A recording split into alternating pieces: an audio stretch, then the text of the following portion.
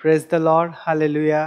प्रभु को मान को धन्यवाद जे प्रभु आम मान को आउ एक संध्या देइचंती तांको चरण तल को आसीबा पई आउ तांकर प्रशंसा करिबा पई प्रत्येकन को प्रभु जी ख्रीष्ट नाम रे मु नमस्कार जणाइबा सह एही संध्या उपासना को मु स्वागत करूअछि। प्रभु आम मानकर सहवर्ती, प्रभु आम मानकर निकटवर्ती, आम मानकर नैराश्य समय से आम मानकर आशा भूमि, आम मानकर जेतबेले आम माने भांगी पड़ी था से आम मान को धरी रखि थांती। आम मानकर मन रे भय थिले से कहउचंती भय कर नाही मु तुम सहित अछि। जीवन चलापथरे अनेक समय रे आम माने नैराश्य होई पड़ी थाउ, आम माने भांगी पड़ी थाउ, किंतु आम मानकर परमेश्वर आम मान को सहित सदा सर्वदा रही अछंती। आसंतु मु आपण मान को निमंते एक वाक्य अध्ययन करिया पई चाहे ताहा आपण माने पाई परिबे जिसाया 40 पर्व आउ 31 पद। एठारे ईश्वरंकर वाक्य एपरि कहे, मात्र जेउ माने सदा प्रभुंकर अपेक्षा करंती से माने नुआ नुआ बल पाइबे, से माने उत्कृष्ट पक्षी परि पक्षरे ऊपर को उठिबे, से माने श्रांत न होई दौड़िबे, से माने क्लांत न होई गमन करिबे। प्रकृतरे जो माने ईश्वरंक ठारे अपेक्षा करंती से माने उत्कृष्ट पक्षी परि ऊपर को उठिबे, से माने श्रांत न होई दौड़िबे, से माने क्लांत न होई गमन करिबे। आसंतु प्रार्थना करिबा।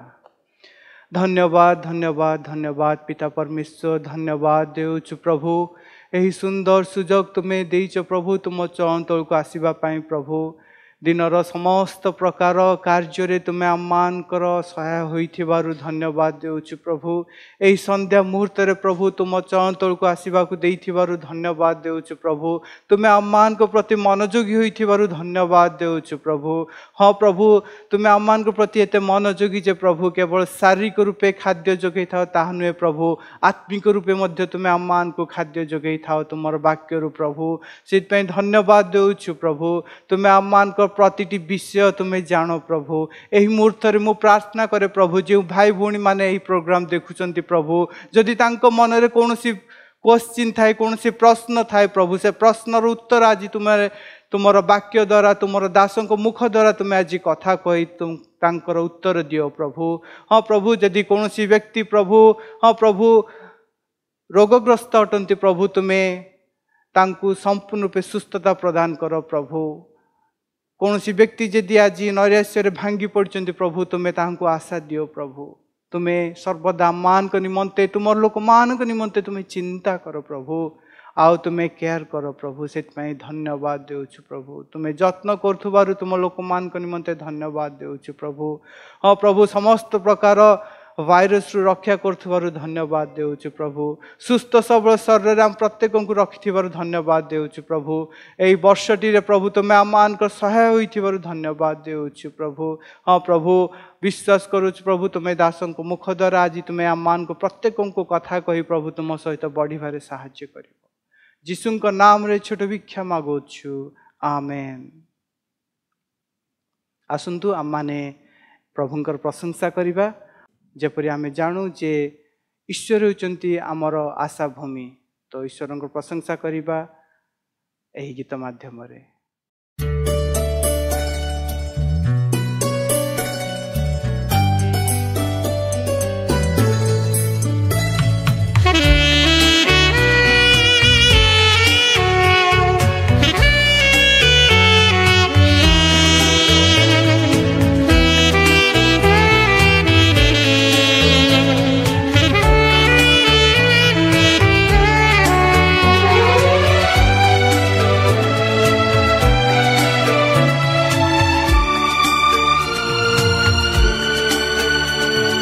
जीसु तुम्हें मोर आशा, गौरवमय भरोसा। जीसु तुम्हें मोर आशा, गौरवमय भरोसा। तुम्हें मो विश्वास भूमि, मोर मुक्ति सरणी। तुम्हें मो विश्वास भूमि, मोर मुक्ति सरणी। रखिछि मु दृढ़ भरोसा जीशु तुमे मोर आशा जीशु तुमे मोर आशा जीशु तुमे मोर आशा जीशु तुमे मोर आशा गौरवमय भरोसा जीशु तुमे मोर आशा गौरवमय भरोसा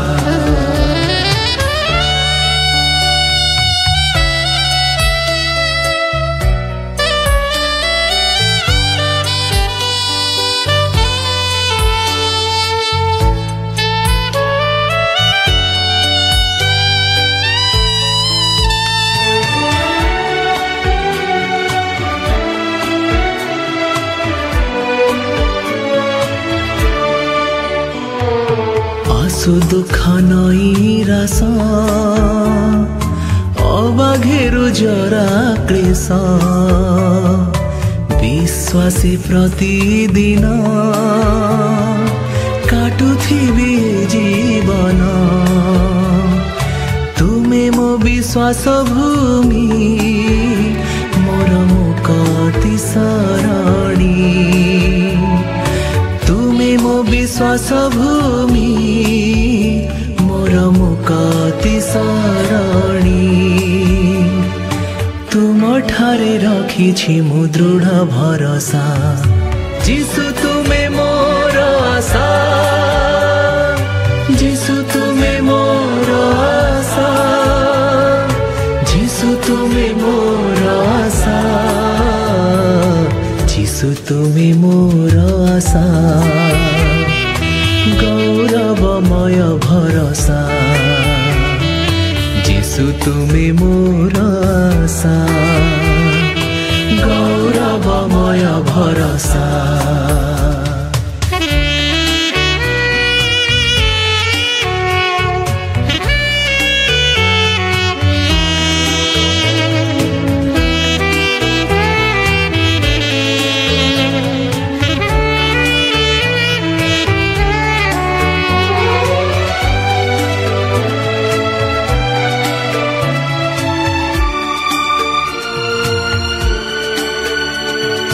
जदि निंदा अपमान दिए शत्रु सयतान हेबि नाही भयभीत गाउथिबि जय गीत तुमे मो विश्वास भूमि मोर मुक्ति सरणी तुमे मो विश्वास भूमि मोर मुक्ति सरणी तुम ठारे रखिछि मु दृढ़ भरोसा जीशु तुमे मोर आशा जीशु तुमे मोर आशा जीशु तुमे मोर आशा जीशु तुमे मोर आशा गौरवमय भरोसा जीशु तुमे मोर आशा गौरवमय भरोसा तुमे मो विश्वास भूमि मोर मुक्ति सरणी तुमे मो विश्वास भूमि मोर मुक्ति सरणी तुम ठारे रखिछि मु दृढ़ भरोसा जीशु तुमे मोर आशा जीशु तुमे मोर आशा जीशु तुमे मोर आशा जीशु तुमे मोर आशा जीशु तुमे मोर आशा जीशु तुमे मोर आशा जीशु तुमे मोर आशा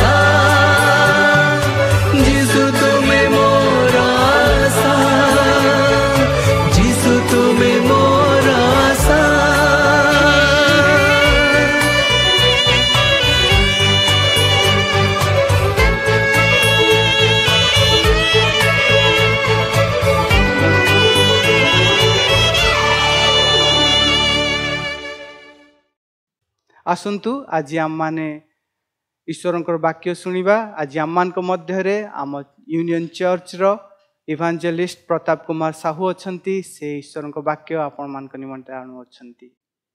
समस्त को मोर प्रभु जीशु नाम नमस्कार। आमे ए वर्षर शेष समय पहुँचीचु। चाहू चाहू पूरा 364 दिन आ मात्र रहिला गोटे दिन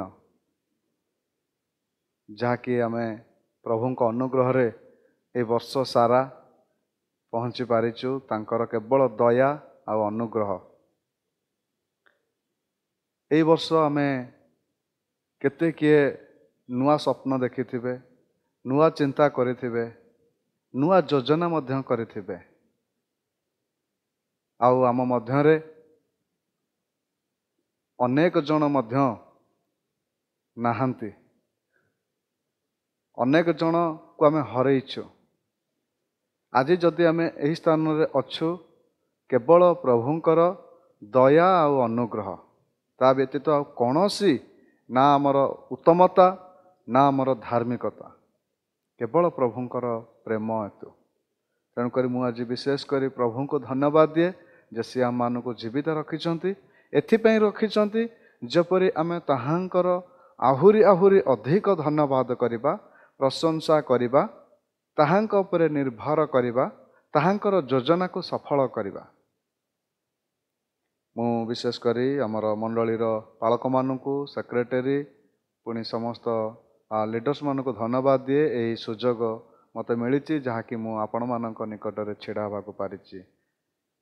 जो शास्त्रांश आज पाठ करागला समस्ते ताहा आमे देखिलु जे जिसाय 40 पर्व 31 पद। मु गोटे विषय पर आज ता ध्यान निवेश करी। प्रथम धाड़ी, मात्र जो माने सदा प्रभुंकर अपेक्षा करती समाने नुआ नुआ बल पाइबे। आसंतु संक्षेप प्रार्थना करिबा। मंगलमय परमेश्वर तुमर धन्यवाद करुछु, गौरव करुछु, प्रशंसा करुछु। अनुग्रह करी दया कल ए वर्ष सारा आम सहित ईश्वर हेल। अनुग्रह कर आम मान को वाक्य दे आशीर्वाद कर। सब गौरव तुम्हें पाओ यीशु नाम रे मागुछु, आमेन।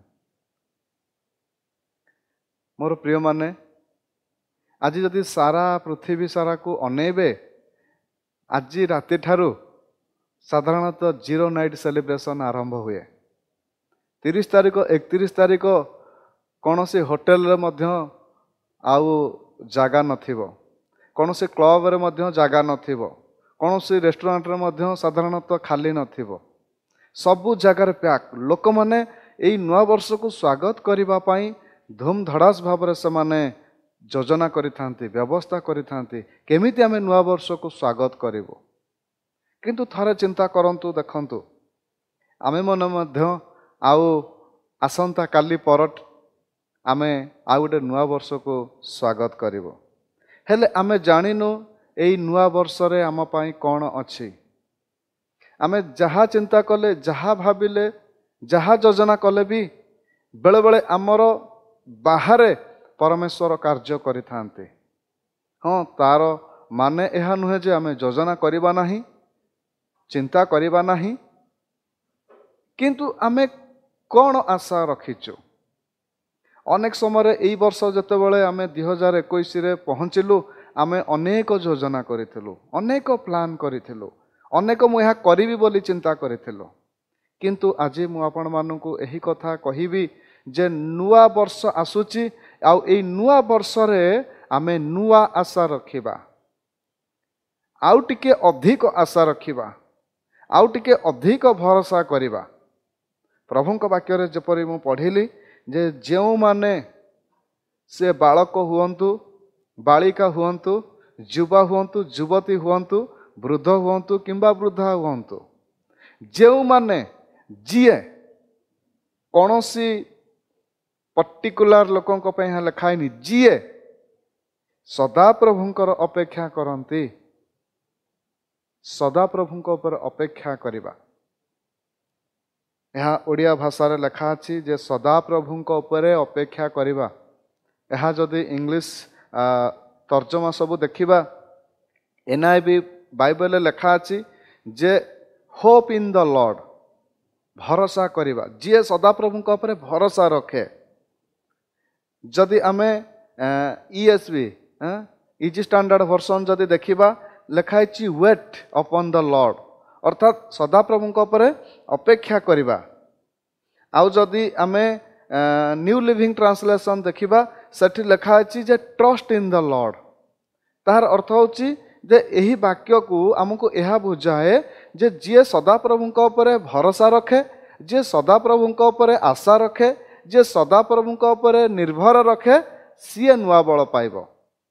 ତେବେ ଈଶ୍ୱରଙ୍କର ଉପରେ ଭରସା ରଖିବା କିମ୍ବା ଆଶା ରଖିବା କିମ୍ବା ନିର୍ଭର ରଖିବା, ଏହି ତିନୋଟି ଯାକ ଶବ୍ଦ ହୁଏତ ଅଲଗା ଆମକୁ ଶୁଭା ଯାଉଛି, କିନ୍ତୁ ଏହାର ସାମଞ୍ଜସ୍ୟ ପ୍ରାୟ ସମାନ ଭଳି। ଆପଣ ଈଶ୍ୱରଙ୍କ ଉପରେ ନିର୍ଭର ରଖନ୍ତୁ କିମ୍ବା ଆଶା ରଖନ୍ତୁ କିମ୍ବା ଭରସା ରଖନ୍ତୁ, ଆପଣ କ'ଣ କରିବେ ନା ଆପଣ ନୂଆ ନୂଆ ବଳ ପାଇବେ। ପ୍ରିୟମାନେ, ସମସ୍ତେ ପ୍ରତ୍ୟେକ ମନୁଷ୍ୟ ନିର୍ଭରଶୀଳ ମନୁଷ୍ୟ।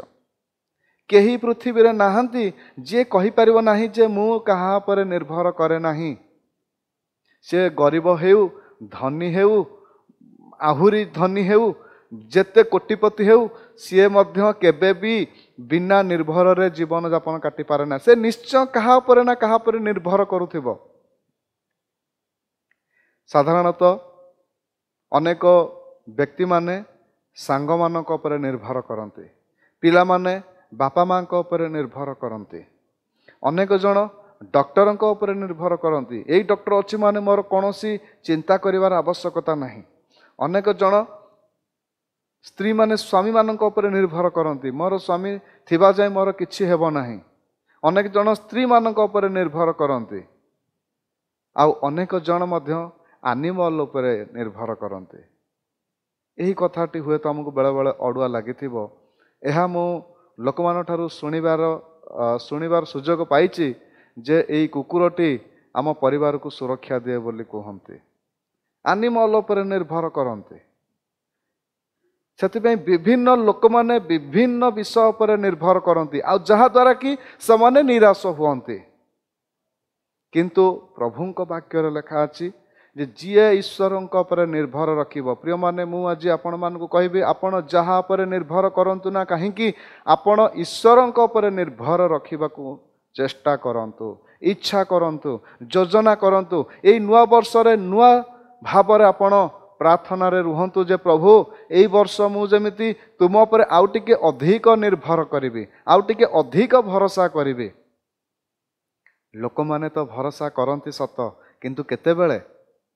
ଯେତେବେଳେ ପରିବାରରେ ଦୁଃଖ ଆସେ, ଯେତେବେଳେ ପରିବାରରେ ସମସ୍ୟା ଆସେ, ଯେତେବେଳେ ପରିବାରରେ ରୋଗ ଆସେ, ଆଉ କିଛି ଉପାୟ ନାହିଁ, ସବୁ ସରିଗଲା, ସବୁ ଫେଲ୍ ମାରିଲି, ଏବେ ଚାଲ ପ୍ରଭୁଙ୍କ ପାଖକୁ, ପ୍ରଭୁଙ୍କୁ ଡାକିବା। ପ୍ରଭୁ କ'ଣ ଏହା ଚାହାନ୍ତି କି ଯେ ଆମେ ସବୁ ଫେଲ୍ ମାରିଲା ପରେ ଆସିବା ତାଙ୍କ ପାଖକୁ? ପ୍ରଭୁ କ'ଣ ଚାହାନ୍ତି ନାହିଁ ସବୁ ଥିବା ପରିସ୍ଥିତିରେ ଆମେ ତାହାଙ୍କ ଉପରେ ନିର୍ଭର କରିବା? ସବୁ ସୁବିଧା ଥିବା ସମୟରେ ଆମେ ତାହାଙ୍କ ଉପରେ ନିର୍ଭର କରିବା? ଅନେକ ଜଣ ବହୁତ ସମସ୍ୟା ଆସିବ, ସେତେବେଳେ ପ୍ରଭୁ ତୁମେ ହେଉଛ ମୋର ଆଶା, ତୁମେ ହେଉଛ ମୋର ଭରସା, ତୁମେ ହେଉଛ ମୋର ସାହାଯ୍ୟ, ତୁମେ ହେଉଛ ମୋର ସବୁକିଛି, ମୁଁ କେଉଁଠାକୁ ଯିବି? ଅନେକ ସମୟରେ ଲୋକମାନଙ୍କର ସବୁ ସରିଗଲା ପରେ ଆସନ୍ତି, କିନ୍ତୁ ଆମର ପରମେଶ୍ୱର କେବଳ ସେତିକିରେ ସିଏ ସୀମିତ ନୁହନ୍ତି। ସିଏ ଚାହାନ୍ତି ପ୍ରତ୍ୟେକ ମନୁଷ୍ୟ ମୋ ଉପରେ ନିର୍ଭର କରୁ, ପ୍ରତ୍ୟେକ ମନୁଷ୍ୟ, ପ୍ରତ୍ୟେକ ପ୍ରାଣୀ। ପ୍ରଭୁଙ୍କ ବାକ୍ୟରେ ଲେଖା ଅଛି, ବିଳାପ 3 ପର୍ବ 23-26 ଯଦି ଆପଣମାନେ ପଢ଼ିବେ, ଯେଉଁ ପ୍ରାଣ ତାହାଙ୍କ ପାଇଁ ନିର୍ଭର କରେ ତାହାଙ୍କ ପାଇଁ ସେ ମଙ୍ଗଳମୟ। ଅର୍ଥାତ୍ ଯେଉଁ ପ୍ରାଣ ଈଶ୍ୱରଙ୍କ ଉପରେ ନିର୍ଭର କରେ, ଭରସା କରେ, ଆଶା ରଖେ, ପରମେଶ୍ୱର ତାହା ପାଇଁ ମଙ୍ଗଳମୟ। ଆମେ ସମସ୍ତେ ଚାହୁଁ ଆମ ଜୀବନରେ ମଙ୍ଗଳ ଆସୁ, ଆଶୀର୍ବାଦ ଆସୁ, ପ୍ରଭୁ ଆମ ଜୀବନରେ ଆହୁରି ଅନୁଗ୍ରହ କରନ୍ତୁ। କିନ୍ତୁ ଆମ ପ୍ରାଣ କ'ଣ ତାହାଙ୍କ ଉପରେ ନିର୍ଭର କରେ କି? କ'ଣ ଆମ ପ୍ରାଣ ତାହାଙ୍କ ଉପରେ ଭରସା ରଖେ କି? ପ୍ରଭୁଙ୍କ ବାକ୍ୟରେ ଯଦି ଆମେ ଗୋଟେ ବିଷୟ ପାଠ କରିବା, ଯାହାକି ଲେଖା ଅଛି ଯୋହନ ଲିଖିତ ସୁସମାଚାର 5 ପର୍ବ 1ରୁ 8 ପଦ ଯାଏଁ 9 ପଦ ଯାଏଁ ଲେଖା ଅଛି। ଏହି ଜାଗାରେ ଗୋଟିଏ ଘଟଣା ଲେଖା ହେଇଛି। ଘଟଣାଟି କ'ଣ ନା 38 ବର୍ଷ ଧରି ଗୋଟିଏ ରୋଗୀ ପଡ଼ିକି ଅଛି ଗୋଟେ ପୁଷ୍କରିଣୀ ନିକଟରେ। ବେତ୍ସାଇଦା ବୋଲି ସେ ପୁଷ୍କରିଣୀକୁ କହନ୍ତି। ତାହାର 5ଟି ମଣ୍ଡପ। ଇଏ ଚାହୁଁଛି ସୁସ୍ଥ ହେବା ପାଇଁ, କିନ୍ତୁ କିଏ ନେବ ତାକୁ ସୁସ୍ଥ କରିବା ପାଇଁ? ସିଏ ଇଚ୍ଛା କରୁଥିବ ଯେତେବେଳେ ଏଇ ପୁଷ୍କରିଣୀ ଥରକୁ ଥର କୌଣସି ଦୂତ, ପ୍ରଭୁଙ୍କର ଦୂତ ଆସି ଆଉ ଏ ଜଳକୁ କମ୍ପଉଥିଲେ, ସିଏ ଇଚ୍ଛା କରୁଥିବ ମୋ ପରିବାର ଲୋକ ଟିକେ ନେଇଯାଆନ୍ତେ କି? ତାକୁ ପରିବାର ଲୋକମାନେ ମଧ୍ୟ ନିରାଶ କରିଦେଲେ। ଏହି ବ୍ୟକ୍ତି 38 ବର୍ଷ ଧରି ଇଏ ଇଚ୍ଛା କରୁଥିବ ମୋର କୌଣସି ସାଙ୍ଗ ମୋତେ ନେଇଯିବ କି, ନେଇଯାଆନ୍ତା କି, ଯେ ମୁଁ ଟିକେ ସୁସ୍ଥ ପାଇଯିବି।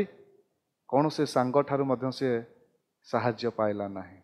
ଏଇ 38 ବର୍ଷ ଲୋକ ଇଏ ଭାବିଥିବ ଯେ କୌଣସି ଏକ ଅଜଣା ବ୍ୟକ୍ତି, ସହୃଦୟ ବ୍ୟକ୍ତି ମୋତେ ଆସିକି ଜଳ କମ୍ପାସରେ ନେଇଯାଆନ୍ତା କି, ଯେ ମୁଁ ମଧ୍ୟ ସୁସ୍ଥ ହୁଅନ୍ତି। କୌଣସି ବ୍ୟକ୍ତି ମଧ୍ୟ ଆସିଲେ ନାହିଁ। ଇଏ 38 ବର୍ଷ ଧରିକି ଦେଖୁଥିଲା ଯେ କିଏ ମୋତେ ଆସିକି ନେବ। ଆଉ ଯୀଶୁ ତା ପାଖକୁ ଆସୁଛନ୍ତି। ଯୀଶୁ କହୁଛନ୍ତି ଯେ ତୁମେ କ'ଣ ସୁସ୍ଥ ହେବାକୁ ଇଚ୍ଛା କରୁଛ? ରୋଗୀଟି ତାହାଙ୍କୁ ଉତ୍ତର ଦେଲା, ମହାଶୟ, ଜଳ କମ୍ପିବା ସମୟରେ ମୋତେ ପୋଖରୀ ଭିତରକୁ ଘେନି ଯିବା ପାଇଁ ମୋହର କେହି ନାହିଁ। ନା ପରିବାର ଲୋକ ଅଛନ୍ତି, ନା ସାଙ୍ଗସାଥି ଅଛନ୍ତି, ନା ବନ୍ଧୁବାନ୍ଧବ ଅଛନ୍ତି, ନା କୌଣସି ପଥପ୍ରଦସ୍ଥ ଲୋକମାନେ ଅଛନ୍ତି, କେହି ନାହାନ୍ତି। ଆଉ ମୁଁ ଯିବା ଆଗରୁ ଆଉ କେହି ପଶିଯାଏ। ଆଉ ଯୀଶୁ କ'ଣ କଲେ? ସାଙ୍ଗେ ସାଙ୍ଗେ ତାଙ୍କୁ ଇନଷ୍ଟାଣ୍ଟ ସାଙ୍ଗେ ସାଙ୍ଗେ ତାହାଙ୍କୁ ସୁସ୍ଥତା ଦେଲେ। ଆଉ କହିଲେ ତୁମ୍ଭର ଖଟିଆ ଘେନି ଚାଲ। ଆଉ ସେ ସୁସ୍ଥ ହେଲା, ଖଟିଆ ଘେନି ଚାଲିବାକୁ ଲାଗିଲା। ପ୍ରିୟମାନେ, ପ୍ରଭୁ ଯୀଶୁ ଯେ କେବଳ ଆଶା ଦିଅନ୍ତି ତାହା ନୁହେଁ, ପ୍ରଭୁ ଯୀଶୁ ନିଜେ ଆଶା ଅଟନ୍ତି। ଅନେକ ଜଣ କୁହନ୍ତି ଯେ ପ୍ରଭୁ ଯୀଶୁ ଆଶା ଦିଅନ୍ତି, ପ୍ରଭୁ ଯୀଶୁ ଭରସା ଦିଅନ୍ତି, ପ୍ରଭୁ ଯୀଶୁ ଆଶୀର୍ବାଦ ଦିଅନ୍ତି। ତାହା ଠିକ କଥା, କିନ୍ତୁ ତାହାର ଊର୍ଦ୍ଧ୍ୱରେ ଯଦି ଆମେ ଚିନ୍ତା କରିବା, ପ୍ରଭୁ ଯୀଶୁ ନିଜେ ଆଶା ଅଟନ୍ତି, ପ୍ରଭୁ ଯୀଶୁ ନିଜେ ସୁସ୍ଥକାରୀ ଅଟନ୍ତି, ପ୍ରଭୁ ଯୀଶୁ ନିଜେ ଭରସାକାରୀ ଅଟନ୍ତି, ସେ ନିଜେ ସେହି ଅଟନ୍ତି। ଆଜି ଆମେମାନେ କି ପ୍ରକାର ଭାବରେ ତାହାଙ୍କ ଉପରେ ନିର୍ଭର ରଖିଛୁ? ପ୍ରଭୁଙ୍କ ବାକ୍ୟରେ କୁହେ, ଆମେ କ'ଣ ତାହାଙ୍କର ବାକ୍ୟ ଉପରେ ଭରସା କରିଛୁ? ଆମେ କ'ଣ ତାହାଙ୍କର ପ୍ରତିଜ୍ଞା ଉପରେ ଭରସା କରିଛୁ? ଆମେ କ'ଣ ତାହାଙ୍କର ଦୟା ଉପରେ ଭରସା କରିଛୁ? ଆମେ କ'ଣ ତାହାଙ୍କର କ୍ଷମା ଉପରେ ଭରସା କରିଛୁ? ତାହାଙ୍କ ଉପରେ ଯିଏ ନିର୍ଭର କରିବ ସିଏ ନୂଆ ନୂଆ ବଳ ପାଇବ। ଅର୍ଥାତ୍ ଇଂଲିଶ ବାଇବେଲ ମଧ୍ୟ ତାହା ଲେଖାଯାଏ ଯେ ଗେନ୍ ନ୍ୟୁ ଷ୍ଟ୍ରେଂଥ, ଆଉ ଟିକେ ଅଧିକ ବଳ ପାଇବ। ପୁଣି ଲେଖାଯାଏ ରିନ୍ୟୁ ଦେୟାର ଷ୍ଟ୍ରେଂଥ, ତାଙ୍କର ଯେଉଁ ଶକ୍ତି ଅଛି ତାହା ରିନ୍ୟୁ ହେବ, ନୂତନୀକୃତ ହେବ। ପ୍ରିୟମାନେ, ଏଇ ନୂଆ ବର୍ଷରେ ମୁଁ ଏଇ ଗୋଟିଏ କଥା ଆପଣମାନଙ୍କୁ ଅନୁରୋଧ କରିବି ଯେ ଆପଣମାନଙ୍କର ଭରସା ଯେତେ ଯୁଆଡ଼େ ଅଛି ତାହା କମେଇ ଦିଅନ୍ତୁ। କେବଳ ଏକମାତ୍ର ଭରସାକାରୀ ଯେ ପରମେଶ୍ୱର ସୃଷ୍ଟିକର୍ତ୍ତା ତାହାଙ୍କ ଉପରେ ଭରସା କରନ୍ତୁ। ଆଉ କେହି ଆମକୁ ଭରସା ଦେଇପାରିବେ ନାହିଁ। ନା ଏଇ ପୃଥିବୀ ଦେବ, ନା ଆମର ପରିବାର ଲୋକ ଦେବେ, ନା ଆମର ପ୍ରିୟଜନ ଦେବେ, ନା ଆମର ବନ୍ଧୁବାନ୍ଧବ ଦେବେ, ନା ଆମର ସାଙ୍ଗସାଥି ଦେବେ, କେହି ଦେବେନି। କେବଳ ପରମେଶ୍ୱର ହିଁ ଆଶା ଦିଅନ୍ତି, ଆଉ ପରମେଶ୍ୱର ସେଇ ଆଶାକୁ ପୂରଣ କରନ୍ତି। ପ୍ରଭୁଙ୍କ ବାକ୍ୟରେ ମଧ୍ୟ ଯଦି ଆମେମାନେ ପାଠ କରିବା, ଲେଖା ଅଛି, ଯଦି ଆମେ ସାଧାରଣତଃ ଦେଖିବା ଯେ ଯେରେମିୟ 17 ଅଧ୍ୟାୟ 7 ପଦ ଆଉ 8 ପଦ, ସେହି ସ୍ଥାନରେ ଲେଖା ଅଛି ଯେ ଯେଉଁ ମନୁଷ୍ୟ ସଦାପ୍ରଭୁଙ୍କ ଉପରେ ନିର୍ଭର କରେ ସେ ଧନ୍ୟ। ଯେଉଁ ମନୁଷ୍ୟ ସଦାପ୍ରଭୁଙ୍କ ଉପରେ ନିର୍ଭର କରେ ସେ ଧନ୍ୟ। ଆଜିର ସମୟରେ, ଆଜିର ପିଢ଼ି, ଆଜିର ଲୋକମାନେ, ଆଜିର ବିଶ୍ୱାସୀମାନେ 3ଟି ଭାଗରେ ନିର୍ଭର କରନ୍ତି। ଅନେକ ଜଣ ଅଛନ୍ତି ପରମେଶ୍ୱରଙ୍କ ଉପରେ ନିର୍ଭର କରନ୍ତି, ଅନେକ ଜଣ ଅଛନ୍ତି ମନୁଷ୍ୟ ଉପରେ ନିର୍ଭର କରନ୍ତି, ଆଉ ମଧ୍ୟ ଅନେକ ଜଣ ଅଛନ୍ତି ପ୍ରତିମା ଉପରେ ନିର୍ଭର କରନ୍ତି, ବିଭିନ୍ନ ଉପାୟରେ ନିର୍ଭର କରନ୍ତି। କିନ୍ତୁ ଯେଉଁ ଗୋଟିଏ ଦଳ ପରମେଶ୍ୱରଙ୍କର ନିର୍ଭର କରନ୍ତି ତାହା ମଧ୍ୟ କିଛି ଲିମିଟେସନ୍, ସମ୍ପୂର୍ଣ୍ଣ ଭାବରେ ନୁହେଁ, କିଛିଟା ଅଂଶରେ, କିଛି ମାତ୍ରାରେ, ହୁଏତ 20%, 30%, 50% ହେଇପାରେ, 100% ହେଇପାରେ ନାହିଁ। ପରମେଶ୍ୱରଙ୍କ ଉପରେ ମୋ ପାଖରେ ଅନେକ ଅର୍ଥ ଅଛି, ମୁଁ ଏଇଥିରେ ସବୁ କିଛି କରିପାରିବି। ଆଉ ଅନେକ ଜଣ କହନ୍ତି ମୋର ବହୁତ ଲୋକ ଅଛନ୍ତି, ମୋର ବାହୁବଳ ଅଛନ୍ତି, ମୋର ସୈନ୍ୟ ଦଳ ଅଛନ୍ତି, ମୁଁ କାହିଁକି କାହାକୁ ଡରିବି। ସେ ମଧ୍ୟ କେବେ ବି ଈଶ୍ୱରଙ୍କ ଉପରେ ନିର୍ଭର କରେ ନାହିଁ। ସେଥିପାଇଁ ଅନେକ ଜଣ ନିର୍ଭର କରନ୍ତି ଯେତେବେଳେ ସବୁ ସରିଯିବ। ଆଉ ଗୋଟେ ପଦ ଯଦି ସେଇ ଦେଖିବେ ଯେରେମିୟ ସେଇ 17:5 ଲେଖାଯାଏ ଯେ ମନୁଷ୍ୟ ଉପରେ ନିର୍ଭର କରିବା, ମାଂସକୁ ବାହୁ କରିବା, ଈଶ୍ୱରଙ୍କ ଠାରୁ ଦୂରକୁ ଯିବା, ସେ ଶାପଗ୍ରସ୍ତ ହେଉ। ଅର୍ଥାତ୍ ଲୋକମାନେ ଈଶ୍ୱରଙ୍କ ଉପରେ ଯଦି ଆମେ ନିର୍ଭର ରଖିବା ତାହେଲେ ଆମେ କ'ଣ ନା ଧନ୍ୟ ହେବା, ଆଶୀର୍ବାଦ ପ୍ରାପ୍ତ ହେବା। ଆଉ ଯଦି ମନୁଷ୍ୟ ଉପରେ ନିର୍ଭର କରିବା, ମାଂସକୁ ବାହୁ କରିବା, ଶକ୍ତି ବୋଲି ଭାବିବା, ତାହେଲେ ଶାପଗ୍ରସ୍ତ, ଦଣ୍ଡିତ ହେବା।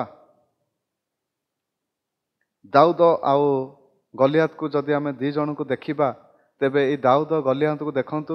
ଗଲିଆତ ସିଏ ତାର ଶରୀରର ବଳରେ ସିଏ ନିର୍ଭର କରୁଥିଲା, ତାର ସେ ବର୍ଚ୍ଛାରେ ନିର୍ଭର କରୁଥିଲା, ତାର ସେ ଉଚ୍ଚତାରେ ଗର୍ବ କରୁଥିଲା ଯେ ମୁଁ କାହିଁକି କାହା ଉପରେ ନିର୍ଭର କରିବି। କିନ୍ତୁ ଦାଉଦ ସେ କେବଳ ପରମେଶ୍ୱରଙ୍କ ଉପରେ ନିର୍ଭର କଲେ, ତାଙ୍କର ଆଉ ନିର୍ଭର କୌଣସି କିଛି ନଥିଲା। ଯଦି ସଦ୍ରକ, ମେଶକ, ଅବେଦନକୁ ମଧ୍ୟ ଦେଖିବେ, ଯେତେବେଳେ ତାହାଙ୍କୁ ମଧ୍ୟ ସେଇ ପରୀକ୍ଷା ଆସିଲା, ସେ କହିଲେ ପରମେଶ୍ୱର ରକ୍ଷା କରନ୍ତୁ ବା ନ କରନ୍ତୁ, ଆମେ ତାହାଙ୍କ ଉପରେ ହିଁ କେବଳ ଆଶା ରଖିବୁ, ତାହାଙ୍କ ଉପରେ ହିଁ ଭରସା ରଖିବୁ। ଆଉ ତାଙ୍କର ଭରସା ତାହାଙ୍କୁ ଲଜ୍ଜା ଦେଲା ନାହିଁ, ବରଂ ତାହାଙ୍କର ଭରସା ତାହାଙ୍କୁ ସମ୍ମାନ ଦେଲା, ତାହାଙ୍କର ଭରସା ପରମେଶ୍ୱରଙ୍କର ଗୌରବ କଲା, ତାହାଙ୍କର ଭରସା ପରମେଶ୍ୱରଙ୍କର ନାମକୁ ଉଚ୍ଚୀକୃତ କଲା। ଆଉ ତାହାଙ୍କର ଭରସା ଅନେକଙ୍କ ନିକଟରେ ପରମେଶ୍ୱରଙ୍କର ଆଶ୍ଚର୍ଯ୍ୟ କାର୍ଯ୍ୟ ତାହା ପ୍ରକାଶ କଲା।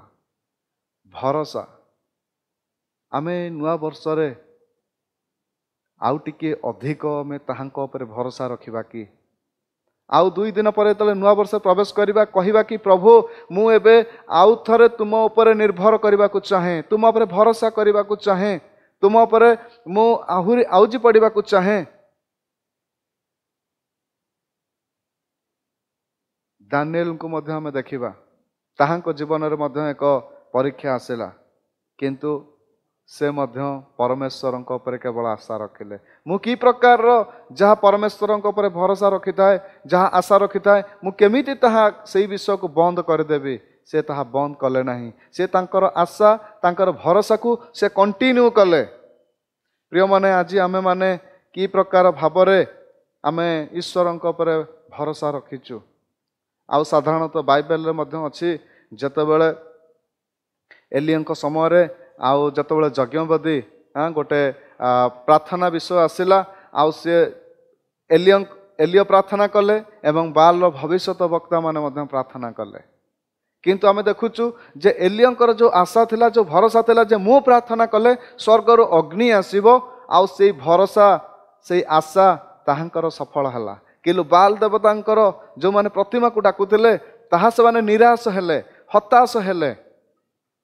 ସାଧାରଣତଃ ଆଜି ଯଦି ମୁଁ ଆପଣମାନଙ୍କୁ କହିବି ଯେ ଆପଣମାନେ ଭାବିବେ ଯେ ଆଜି କ'ଣ ଆମେ ଆଜି ପ୍ରତିମା ପୂଜା କରୁଛୁ କି?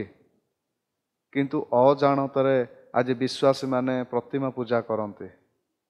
ପ୍ରତିମା ପୂଜା କହିଲେ କେବଳ ଯେ ଆପଣ ଗୋଟେ ଷ୍ଟାଚ୍ୟୁକୁ ସମ୍ମୁଖରେ ରଖି ତାହାକୁ ଯେ କେବଳ ଧୂପ ଦୀପ ଦେବେ କିମ୍ବା ତାହାଙ୍କୁ ଯେ ଆପଣ ପ୍ରଣାମ କରିବେ, ସେ ପ୍ରକାର ନୁହେଁ। ଅଦୃଶ୍ୟ ଭାବରେ ପ୍ରତିମା, ଯାହାକି ବାକ୍ୟ ଆମକୁ କୁହେ, କାହାକୁ ଆମେ ଆଜି ବେଶୀ ଗୁରୁତ୍ୱ ଦେଉଛୁ? ଆଜି ଈଶ୍ୱରଙ୍କର ସ୍ଥାନ ଆଜି ଆମ ଜୀବନରେ କିଏ ନେଇଛି? ଅଦୃଶ୍ୟ ପ୍ରତିମା, ଆତ୍ମିକ ପ୍ରତିମା ଆଜି ଅନେକ ସମୟରେ ବିଶ୍ୱାସୀମାନଙ୍କର ସ୍ଥାନ ନେଇଯାଇଛି। ମୋର ଘର, ମୋର ଟଙ୍କା, ମୋର ବିଜନେସ୍, ମୋର ଚାକିରି, ମୋର ପିଲାମାନେ, ମୋର ସ୍ୱାମୀ, ମୋର ସ୍ତ୍ରୀ, ଅନେକ ସମୟରେ ବିଶ୍ୱାସୀ ମାନଙ୍କର ବିଭିନ୍ନ ପ୍ରକାରରେ ଆତ୍ମିକ ପ୍ରତିମା ସବୁ ରହିଛି। ମୋର ପ୍ରିୟ ଭାଇ ଭଉଣୀମାନେ, ନୂଆ ବର୍ଷରେ ଆମେ କ'ଣ ପରମେଶ୍ୱରଙ୍କ ଉପରେ ଆଉ ନିର୍ଭର କରିବା କି? କାରଣ ପରମେଶ୍ୱରଙ୍କ ଉପରେ ଯେ ନିର୍ଭର କରେ ସେ କେବେ ଲଜ୍ଜିତ ହେବ ନାହିଁ। ପରମେଶ୍ୱରଙ୍କ ଉପରେ ଯେ ଭରସା କରେ ସେ କେବେ ମଧ୍ୟ ଭାଙ୍ଗି ପଡ଼ିବ ନାହିଁ। ପରମେଶ୍ୱରଙ୍କ ଉପରେ ଯେ ଆଶା ରଖେ ସେ କେବେ ମଧ୍ୟ ନିରାଶ ହେବ ନାହିଁ। ମୁଁ ଯେଉଁ ପ୍ରକାର କହିଲି, ଜଗତରେ ସମସ୍ତେ ନିରାଶ କରିଦେଇପାରନ୍ତି, କିନ୍ତୁ ଆମକୁ ପରମେଶ୍ୱର କେବେ ନିରାଶ କରିବେ ନାହିଁ। ସେ କେବଳ ଆଶା ଦିଅନ୍ତି, ଭରସା ଦିଅନ୍ତି, ଆଉ ସେ ଆମକୁ ଆଶୀର୍ବାଦ କରନ୍ତି। ପ୍ରଭୁ ଆମମାନଙ୍କୁ ଅନୁଗ୍ରହ କରନ୍ତୁ, ଯେତେବେଳେ ଏଇ ନୂଆ ବର୍ଷରେ ନୂଆ ଭାବରେ ପ୍ରବେଶ କରିବା, ନୂଆ ଭାବରେ ଆଉ ଟିକେ ଅଧିକ ଭାବରେ ଆମେ ପରମେଶ୍ୱରଙ୍କ ଉପରେ ଭରସା କରିବା, ନିର୍ଭର କରିବା। ଆଉ ଏଇ ସ୍ଥାନରେ ଲେଖା ଅଛି ଯେ ଯିଏ ଯେକୌଣସି ବ୍ୟକ୍ତି ହୁଅନ୍ତୁ, ଯଦି ଈଶ୍ୱରଙ୍କ ଉପରେ ଅପେକ୍ଷା କରିବେ, ଭରସା କରିବେ, ନିର୍ଭର କରିବେ, ସେ ନୂଆ ନୂଆ ବଳ ପାଇବେ, ନୂଆ ନୂଆ ଶକ୍ତି ପାଇବେ, ନୂଆ ନୂଆ ଜ୍ଞାନ ପାଇବେ, ନୂଆ ନୂଆ ବୁଦ୍ଧି ପାଇବେ, ଆହୁରି ପ୍ରଭୁଙ୍କ ସହିତ ଆହୁରି ଅଧିକ ବଢ଼ିବାକୁ ପାରିବେ। ପ୍ରଭୁ ଆମ ସମସ୍ତଙ୍କୁ ଅନୁଗ୍ରହ କରନ୍ତୁ, ଆଶୀର୍ବାଦ କରନ୍ତୁ। ଆଉ ଏ ନୂଆ ବର୍ଷରେ ଆଉ ନୂଆ ଭାବରେ ଆଶା କରିବାକୁ ସେ ଆମକୁ ସାହାଯ୍ୟ କରନ୍ତୁ। ଧନ୍ୟବାଦ, ନମସ୍କାର। ମୁଁ ବିଶ୍ୱାସ କରୁଅଛି ପ୍ରଭୁ ଆମ ପ୍ରତ୍ୟେକଙ୍କୁ କଥା କହିଅଛନ୍ତି, ଆଉ ଆମ ପ୍ରତ୍ୟେକଙ୍କୁ ଉତ୍ସାହ ଦେଇଅଛନ୍ତି। ଆମ ପ୍ରତ୍ୟେକଙ୍କର ମନର ପ୍ରଶ୍ନର ଉତ୍ତର ଆଜି ଦେଇଅଛନ୍ତି।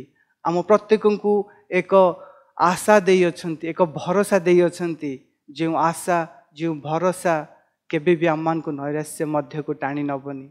ସଦାସର୍ବଦା ଏକ ଉତ୍ତମ ମାର୍ଗରେ ଏକ ଆଶା, ଯାହାକି ଏକ ଜୀବିତ ଆଶା ଆମମାନଙ୍କ ମଧ୍ୟରେ ପ୍ରଭୁ ଦେଇଅଛନ୍ତି। କାରଣ ଆମମାନଙ୍କ ପରମେଶ୍ୱର ଜୀବିତ ପରମେଶ୍ୱର। ଆସନ୍ତୁ ପ୍ରାର୍ଥନା କରିବା। ଧନ୍ୟବାଦ, ଧନ୍ୟବାଦ, ଧନ୍ୟବାଦ ପିତା ପରମେଶ୍ୱର, ଧନ୍ୟବାଦ ଦେଉଛୁ ପ୍ରଭୁ। ଏହି ସୁନ୍ଦର ସୁଯୋଗ ଦେଇଛ ପ୍ରଭୁ, ଆଉ ତୁମର ବାକ୍ୟ ତୁମ ବାକ୍ୟ ଦେଇ ଆମମାନଙ୍କୁ ତୁମେ କଥା କହିଥିବାରୁ ଧନ୍ୟବାଦ ଦେଉଛୁ ପ୍ରଭୁ। ତୁମ ଦାସଙ୍କ ପାଇଁ ଧନ୍ୟବାଦ ପ୍ରଭୁ। ଅତି ସୁନ୍ଦର ଭାବରେ ତୁମର ବାକ୍ୟ, ହଁ ପ୍ରଭୁ, ସେ ଆଜି ଆମମାନଙ୍କ ନିକଟକୁ ଆଣିଅଛନ୍ତି ପ୍ରଭୁ। ତୁମେ ତାଙ୍କ ମୁଖ ଦେଇ କଥା କହିଥିବାରୁ ଧନ୍ୟବାଦ ପ୍ରଭୁ। ଧନ୍ୟବାଦ ଦେଉଛୁ ପ୍ରଭୁ। ତୁମର ଅଶେଷ ଅନୁଗ୍ରହ ଦୟା ଆମମାନଙ୍କ ପ୍ରତି ଧନ୍ୟବାଦ ଦେଉଛୁ ପ୍ରଭୁ। ଆମମାନେ ଯେତେବେଳେ ଅବିଶ୍ୱସ୍ତ ହୋଇଥାଉ ପ୍ରଭୁ, ତୁମେ ଆମମାନଙ୍କ ପ୍ରତି ବିଶ୍ୱସ୍ତ ପରମେଶ୍ୱର ହେଇଛ ପ୍ରଭୁ। ଧନ୍ୟବାଦ ଦେଉଛୁ ପ୍ରଭୁ। ଆମମାନେ ଯୋଗ୍ୟର ନଥିଲେ ମଧ୍ୟ ପ୍ରଭୁ, ତୁମେ ଆମମାନଙ୍କୁ ତୁମର ଅନୁଗ୍ରହ ଦୟାରେ ଯୋଗ୍ୟ କରିଅଛ ପ୍ରଭୁ। ହଁ ପ୍ରଭୁ, ତୁମେ ଆମମାନଙ୍କ ମନରେ ସେଇ ଆଶା ଭରସା ଦେଇଥିବାରୁ ଧନ୍ୟବାଦ ଦେଉଛୁ ପ୍ରଭୁ। ହଁ ପ୍ରଭୁ, ତୁମେ ଆମମାନଙ୍କୁ ପ୍ରେମ କରିଥିବାରୁ ଧନ୍ୟବାଦ ଦେଉଛୁ ପ୍ରଭୁ। ଆଗାମୀ ଦିନ ଗୁଡ଼ିକରେ ପ୍ରଭୁ, ଆମମାନେ ଯେତେବେଳେ ନୂତନ ବର୍ଷରେ ପଦାର୍ପଣ କରିବାକୁ ଯାଉଛୁ ପ୍ରଭୁ, ତୁମେ ଆଶୀର୍ବାଦ କର ପ୍ରଭୁ, ଦୟା କର, ଅନୁଗ୍ରହ କର। ତୁମର ସେଇ ଆଶା, ନୂତନ ଭରସା ଆମମାନଙ୍କ ଜୀବନରେ ତୁମେ ଯୋଡ଼ି ଦିଅ ପ୍ରଭୁ। ଯେପରି ତୁମର ନାମ ଆମମାନଙ୍କ ଦ୍ୱାରା ଅଧିକରୁ ଅଧିକ ଗୌରବାନ୍ୱିତ ହେବ ପ୍ରଭୁ। ତୁମର ଲୋକମାନଙ୍କୁ ତୁମେ ଆଶୀର୍ବାଦ କର ପ୍ରଭୁ। ଯେଉଁ ଭାଇ ଭଉଣୀମାନେ ଆଜି ଏଠାରେ ଯୋଗ ଦେଇଛନ୍ତି ପ୍ରଭୁ, ଏ ପ୍ରୋଗ୍ରାମ ଦେଖୁଛନ୍ତି, ତୁମେ ପ୍ରତ୍ୟେକଙ୍କୁ ବହୁଳ ରୂପେ ଆଶୀର୍ବାଦ କର ପ୍ରଭୁ। ଆଉ ଯେଉଁମାନେ ଦେଖିପାରି ନାହାନ୍ତି ପ୍ରଭୁ, ତୁମେ ସେମାନଙ୍କୁ ମଧ୍ୟ ଆଶୀର୍ବାଦ କର, ଯେପରି ସେମାନେ ତୁମର ଏହି ବାକ୍ୟକୁ ଶ୍ରବଣ କରି ତୁମଠାରେ ଆହୁରି ଅଧିକରୁ ଅଧିକ ବୃଦ୍ଧି ପାଇବେ ପ୍ରଭୁ। ଦୟା କର, ଅନୁଗ୍ରହ କର। ଯୀଶୁଙ୍କ ନାମରେ ଛୋଟ ଭିକ୍ଷା ମାଗୁଅଛୁ, ଆମେନ୍। ପ୍ରଭୁ ଆପଣ ପ୍ରତ୍ୟେକଙ୍କୁ ଆଶୀର୍ବାଦ କରନ୍ତୁ। ନମସ୍କାର।